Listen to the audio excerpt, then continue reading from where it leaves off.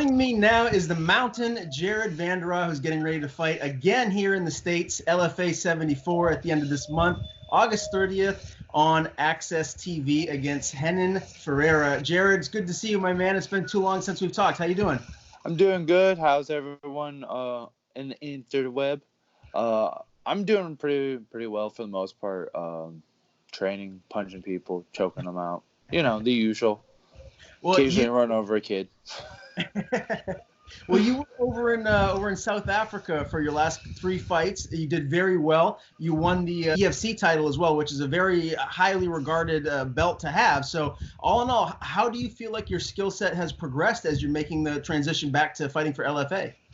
I definitely thought my skills have improved. I've worked on everything because, like most heavyweights, they tend to be one-dimensional, and I've had to go from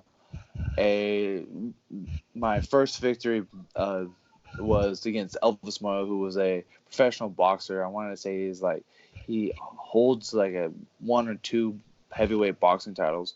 I went in there with the plans of just striking with the guy, and he was the one that initiated the takedown on me. And at that point, I knew my grappling was vastly better. Beat him there. Then my next fight was for the interim title. Beat a former UFC vet. TKO'd him standing with knees and elbows. And then my first title defense was against a guy named Ricky. He started out as a boxer. He's had ups and downs in his careers, but I took him. So I mean, between like Potts being a very high level jiu-jitsu guy with high levels of wrestling, I had to really focus on that. And then with like Ricky and Elvis, I had to really focus on my striking and defensive striking. Yeah, and your upcoming opponent trains with the Nogueira brothers, so I'm assuming he's going to be very well-rounded, but they're known for their BJJ. How has this camp been? Have you been really focusing on strengthening your jiu-jitsu? Well, this camp literally started like 2 days ago on this whole, because I was supposed to fight Chai Latte. Or wait, I call him Chai Latte, but it's Chai Chopper Lewis Perry. I was supposed to fight him, and for whatever reason, he's not fighting. Pull out, visa issues, I don't know. So I found out that there was a change of opponent like 2 days ago. Then they announced the fight. So I was like, all right, cool, I'm down to fight. So we are going slightly different game plan. Like, we had a really solid game plan for Chai Latte, but now we had to switch it up, just different variables. I get that he comes from a really well-rounded school of jiu-jitsu. So do I. I'm not too worried about the jiu-jitsu. And, I mean, he hasn't won any fights with his jiu-jitsu yet. So, I mean, I have, though. No. So, I mean, there is that factor that he might not even rely on it, or even even though he's coming from a great school, he might not be as well versed into it. So, I mean, there's that. I mean, I know that he's going to have decent boxing. I mean, I think Lil Nog is predominantly a boxer over outside of his jiu-jitsu. Mm-hmm. Yeah. Well, this is going to be a very big fight for you and him in your careers right now. As I mentioned, your last 3 fights, 3-0, 3 finishes on the feet, and now you're coming back to LFA. How excited are you to fight back in the States for such a huge promotion in LFA? It's nice and it's not nice. I mean, it's great fighting in Riverside, which is literally like, depending on how illegally fast I'm driving, there's only about a 10 to 15 minute drive. So, I mean, that's cool where I get to have like that hometown advantage. I've never lost in California as a professional. So, I mean, that, the home field advantage in a sense is mine. I also, I don't have to do an 18-hour flight from Georgia to get to my fight. And that's beautiful. I'm so over flying to South Africa. It's fun. I love the fans there. I love the promotion, but they need to like move closer somehow, some way. And there's like that is a flight and a half. It's literally there's like the short one is like from here to England and then England to South Africa. That was the shorter. Yeah, it was like 10 hours and 10 hours. Wow. So you got to fly cross country from the East Coast to get to England, and then you got to go from there.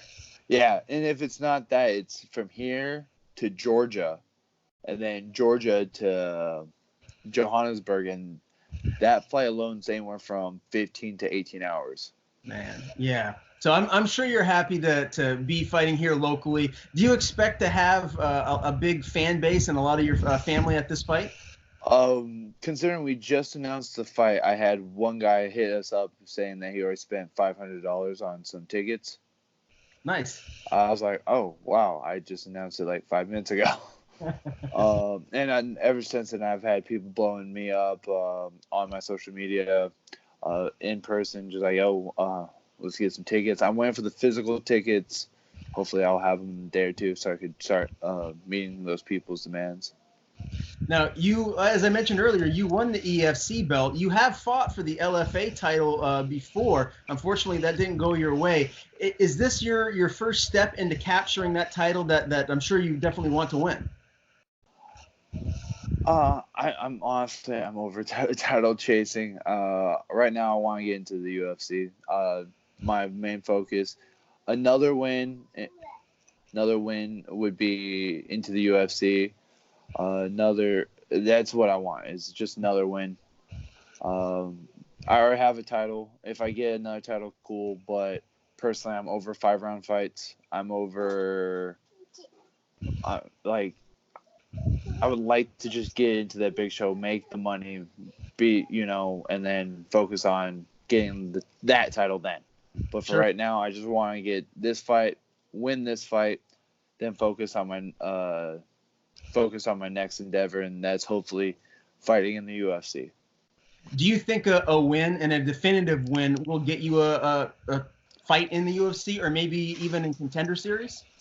I don't think they want me on Contender Series. From what I was told, that Mick originally had me planned for Contender Series when I won the belt. And then once I defended it, I guess bumped me out of it somehow. Because that's what I was told. I was told that I was going to be in it this season, and here I'm not. I mean, I'm not going to complain. I don't mind not being in it if that means shooting into the UFC. Sure. I mean, I am excited for my boy Jamal. He's going to be fighting on August 20th. So, supporting that guy. And if he wins, that always looks good on me because as a teammate, I wish I was a bigger part of his camp, but, he has to do his own thing. And in that fight, it's on him, regardless of how good we've trained, even though it's not as, like I said, not that much, but, I'm still a slight part of it. And anytime a big win like that happens, the team wins, all the fighters that associate it, they all win. So, have you been watching the Contender Series on Tuesday nights? And if so, how impressed are you with the heavyweights that you've seen? No, I have not. And honestly, kind of watching the last season, you see Greg Hardy, and I get that he's an easy one to jab at. I'm not trying to oh, Greg Hardy sucks. His athleticism is carrying him. He is very strong. He's very agile. But he skill-wise is awful. And honestly, I'm a fan of Juan Adams, but, I mean, I don't know what happened. His last fight, I actually had him favored over Greg Hardy. I thought Juan had the better skills, but, he's on now a 2-fight losing streak. Then you had, what's that joke's name? I really don't care for this fighter. Alan Crowder. Right? Oh, okay. Yeah. Yeah. You got knocked out in 7 fucking seconds for walking into a goddamn jab. Oh, and he sat down. And instead of doing anything, I forget I can't say the Netherlands Dutch guy just goes in and kills him in 7 seconds. What was it? I was supposed to fight him, win or lose. I would have lasted longer than 7 seconds. And his only win against Greg Hardy was that he sucked and he was getting his ass kicked and he caught a knee. And if he hears this, I don't care. I'll whip his ass too. I was like, considering he got knocked out in 7 seconds, so it shouldn't take me that long to knock you out. And I'm not a knockout artist. Well, it sounds like your confidence right now is through the roof. Did this trip to South Africa really rejuvenate you and really get you to that level of believing that you should belong in the UFC? Well, I've always believed that, like, with Odom's fight, the dude was actually in the UFC. He just had to pull out, I think, for more or less actual legal reasons. The dude was tough. I have nothing against him. I didn't train the way I needed to for that fight. I wouldn't say that. I trained properly for that fight. I just didn't foresee how he was going to train, and his training out countered mine in the way that helped him win. You know, like, I'm not making excuses. I didn't train. I trained great for that. I'm not upset with my camp there. I just wish that we did a different view of the training and we might have gotten a different result. And again, that was more or less a lack of experience. I was going there 5-0 and he was 13-3. I mean, I wasn't going against no slouch. The dude's tough. And then, you know, he eventually fought Jeff Hughes and lost it there into a split decision or a decision.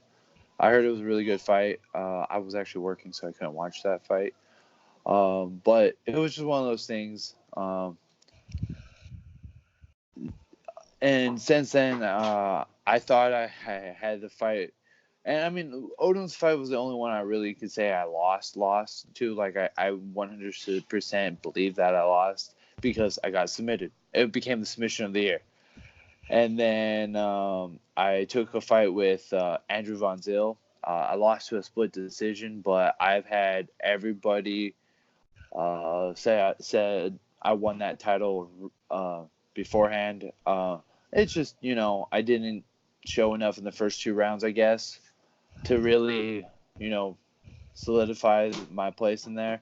And then in the Vernon fight, I took that one on like 8-day notice. I was feeling confident in myself, and I thought I won. I can't get mad though, because, you know, again, the judges had a different perspective. Though my 3rd round, I was fighting with one eye.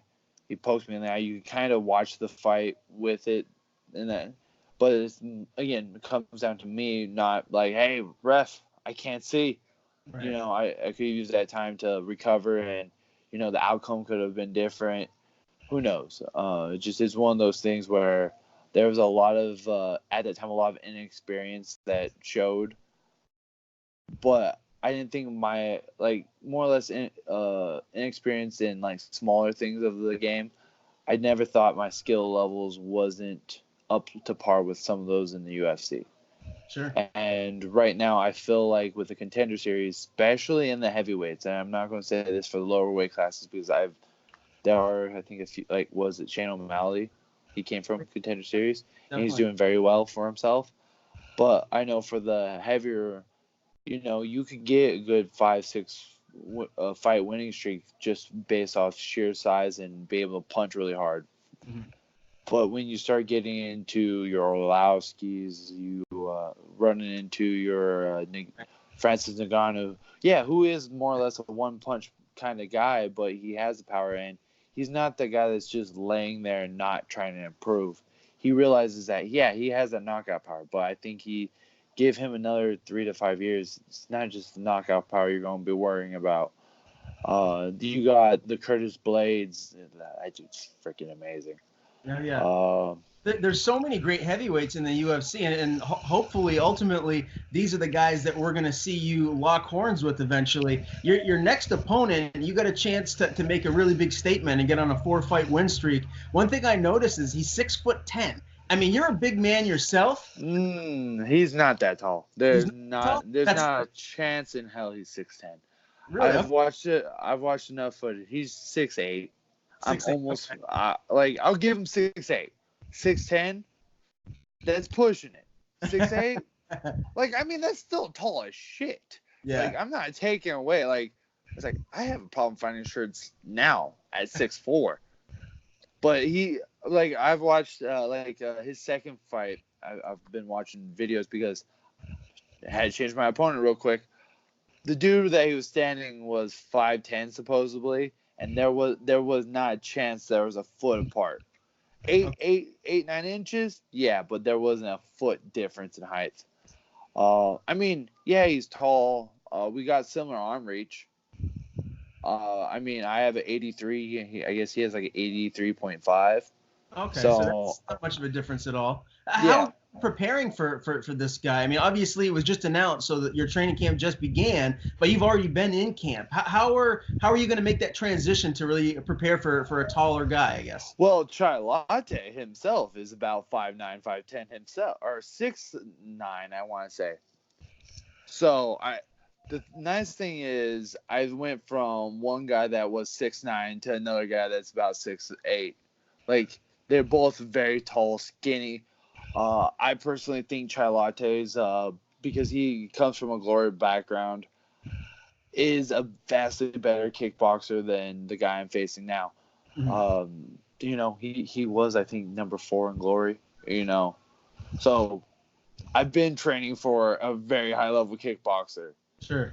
So I think I'm going to come in a little bit more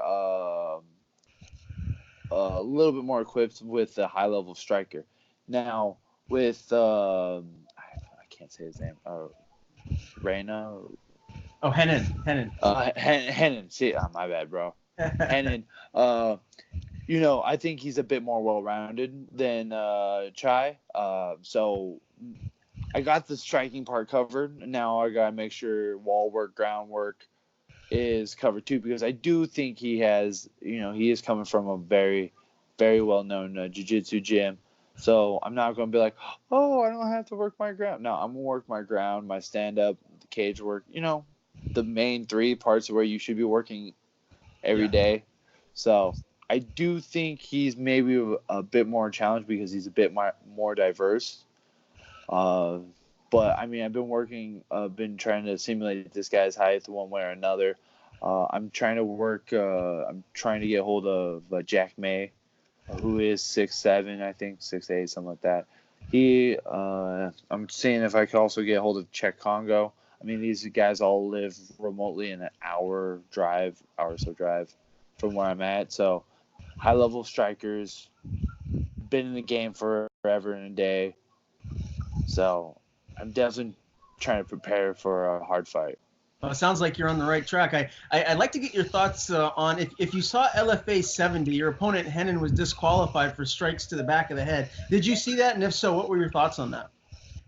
Yeah, I saw that. And even his fight before that, he tends to get the position as to capitalize on it, and which I don't begrudge the guy for trying to capitalize on something, but at the same time, I'm finding it that it might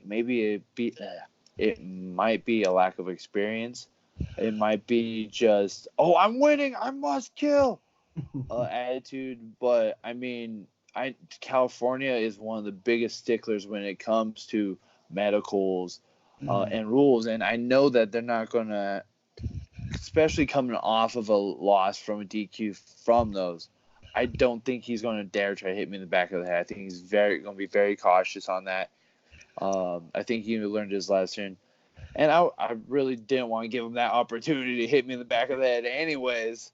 So, I mean, it is part of the sport. We do have rules for a reason, and it's meant for longevity of each fighter, not necessarily to prove the winner. Because, I mean, if we were looking for just a straight winner, eye gouging, headbutting, would all be illegal, and we could be back in the old UFC days. Right. So, Jared, give us a little prediction as to how you think this fight is going to end. How are you going to get your hand raised, and in what round? What round are you going to get the win? Honestly,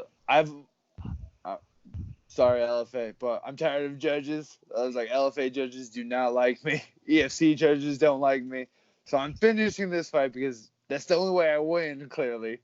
I have 9 finishes, all 9 of my wins come from finishes. So I can see myself finish him in any round. I'm not going to be particular rushing to finish. I'm going to do what I need to. But I would like to see myself finish him with a flying knee, very similar to Mazdov in the first round. Wow. Unlikely, but I would like to see it. That would be, especially at heavyweight, to see a heavyweight land a flying knee like Masvidal. That would be on ESPN top plays right there. Yeah, the only downside is I can't jump. I was like, I just can't jump. I was like, maybe if he falls into my knee and I kind of hop a little at once, then we could play it off. But someone needs to throw banana peel early on and just wee. I'm playing Mario Kart too much. Well, either way, Jared, this is one of those fights that if you're in the California area, you don't want to miss. You got to make sure you get your tickets now before they're all gone. Yeah, not a big venue. Yeah, not a big venue at all. So, Jared, it's always a pleasure to talk to you, my man. If you have any sponsors or anybody that you'd like to thank, please do so. The floor is yours. When it comes to sponsors, I'm still working on those ones. I do have one that's Perfect Tan. The guy, the owner, has been a good friend of mine. Now we've trained together. He's also one of the guys I'm going to be using for this camp because he's a short 6'5", 6'6". Himself. My family, Lauren, Ava, love you guys. You guys been supporting me. My mom, gotta give a shout out to her because she's overly ecstatic for this fight. She's like, oh my God, I get to see you fight again.